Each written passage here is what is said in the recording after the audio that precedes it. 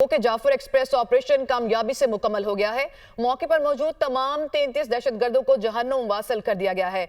DGISPR की दुनिया news के प्रोग्राम ऑन द फ्रंट में खुसूसी गुफ्तगू कहा, ऑपरेशन से पहले 21 मुसाफिर शहीद हुए। तमाम यरगमाल मुसाफिरों को मरहलावार बाहिफाजत बाजियाब करा लिया। क्लियरेंस ऑपरेशन के दौरान इंतहाई एहतियात और मुहारत का मुजाहरा किया गया और मासूम जानें बचाई गई। जैसे ही वाकया हुआ, भारतीय मीडिया पर पुरानी वीडियोज चलाई गई।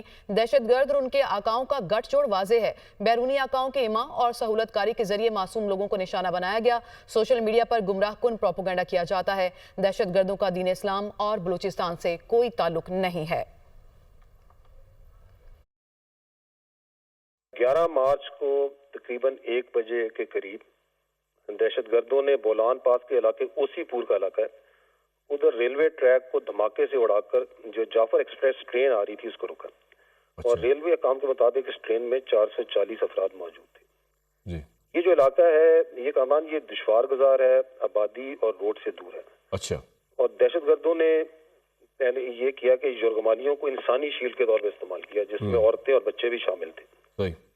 जो बाजियाबी का ऑपरेशन है वो फौरी तौर पर शुरू कर दिया गया, जिसमें आर्मी, एयरफोर्स, फ्रंटियर कोर और आज SSG के जवानों ने हिस्सा लिया। अच्छा। ये दहशतगर्द दौरान ऑपरेशन अफगानिस्तान में अपने सहूलतकारों और मास्टरमाइंड से सैटेलाइट फोन के जरिए राब्ते में थे। शाम को जो फाइनल क्लियरेंस ऑपरेशन हुआ है, जिसमें तमाम मगवी मुसाफिरों को बाजियाब करवाया गया है, सबसे पहले फोर्सेस के निशाना बाजों ने खुदकुश बमबारों को जहन्नम वासिल किया और फिर मरहलावार बोगी से बोगी क्लियरेंस की और वहां पर मौजूद तमाम दहशतगर्दों को जहन्नम वासिल कर दिया और उनकी कुल तादाद 33 है। जो क्लियरेंस ऑपरेशन था, इसमें किसी भी मासूम मुसाफिर को नुकसान नहीं पहुंचा। फाइनल क्लियरेंस से पहले वहां पर जो मुसाफिर दहशतगर्दों की बर्बरीयत का शिकार हुए, उनकी तादाद 21 है।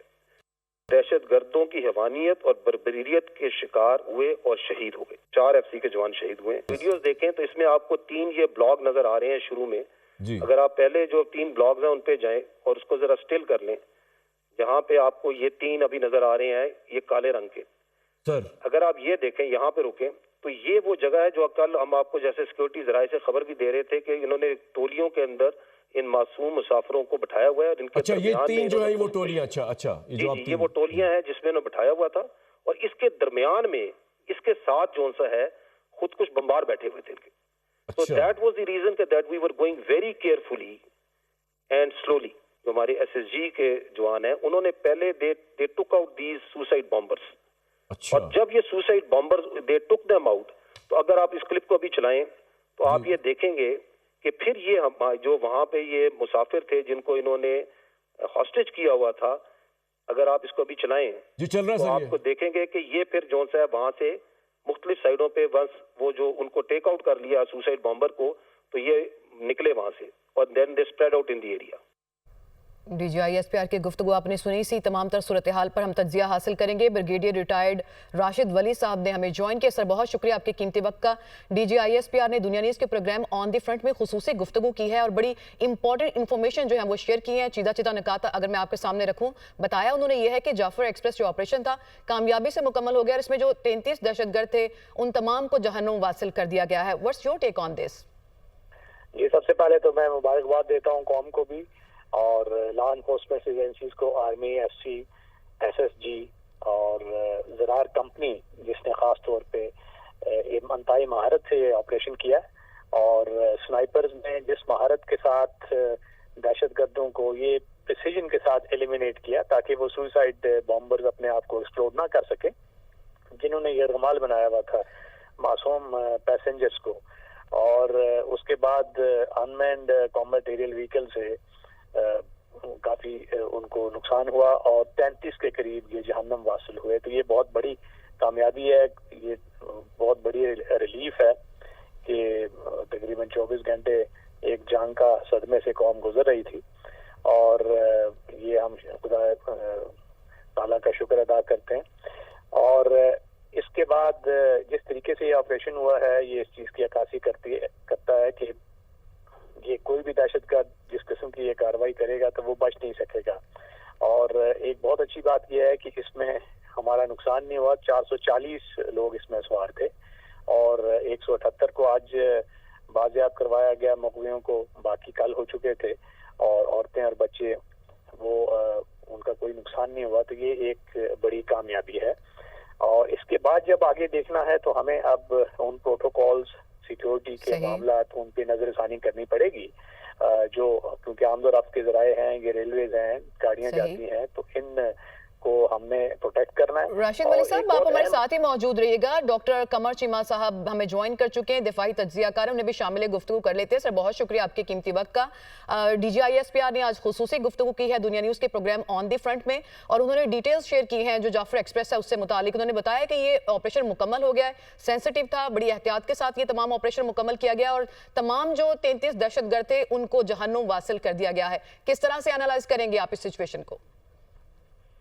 देखिए जी, पहली बात तो यह है कि पाकिस्तान आर्मी के कमांडोज को बड़ी मुबारक कि उन्होंने इंतहाई जो प्रोफेशनल अंदाज से इस ऑपरेशन को किया, और ये 33 के 33 दहशतगर्दों को जो है वो खत्म किया, इनको जहन्नुम वासिल किया। इसमें जाहिर बात है पाकिस्तान आर्म फोर्सेस के जो जवान हैं, ऑफिसर हैं, जो इस ऑपरेशन में शामिल थे, और वो जाहिर बात है इस ऑपरेशन में जाना इटसेल्फ एक बहुत बड़ी जॉब थी। हम समझते हैं कि उनको खराज तहसीन पेश करना चाहिए उनकी बहादुरी को। और दूसरी बात यह है कि ये जो लोग मुसलसल रास्ते में थे अफगानिस्तान में, और जिनके रास्ते एस्टैब्लिश हो चुके हैं, मेरा ख्याल है एक तो इसके ऊपर पाकिस्तान को हाईएस्ट लेवल पे इस चीज को टेकअप करना चाहिए, और दूसरा मुस्तकबिल में ये जो लोग समझते हैं कि बाहर से ये लॉजिस्टिकल सपोर्ट भी लेंगे, फाइनेंशियल सपोर्ट भी लेंगे, और ये पाकिस्तान के अंदर और बलूचिस्तान से के अंदर अपनी मनमानी कर सकेंगे, और लोगों को जो है वो इस तरह होस्टेज बना सकेंगे। ये दोबारा कभी नहीं होना चाहिए। और खास तौर पे इस बात को तो एस्टैब्लिश हो गया कि इन लोगों का ताल्लुक बलूचिस्तान से नहीं है, और ना इन लोगों का ताल्लुक जो है वो मजहब से है। देखें, कौन होगा जो अपनी बेटियों बहनों को इसी तरह होस्टेज बनाएगा? कोई भी अपनी बेटियों बहनों को होस्टेज नहीं बनाता। और मैं समझता हूँ कि जिस अंदाज से, प्रोफेशनल अंदाज से ये ऑपरेशन किया गया है, और जो लोग शहीद हुए हैं वो ऑपरेशन से पहले शहीद हुए थे, मैं समझता हूँ ये बहुत इंतहाई, जितनी भी दाद दी जाए अपने सही। डॉक्टर कमर साहब, ये भी आपसे जानना चाहूंगी, मैं चाहती हूँ इस पे जरूर आप कमेंट करें कि इंसानियत और इंसानियत का दुख तो साझा होता है, लेकिन जब पाकिस्तान में तमाम लोग कंसर्न थे इस सिचुएशन से मुतालिक, तो हमारे जो हमसाया ममालिक हैं उनका रोल हमने इसमें बहुत नेगेटिव देखा। इस सारी सिचुएशन को किस तरह से आप इस पे बात करेंगे?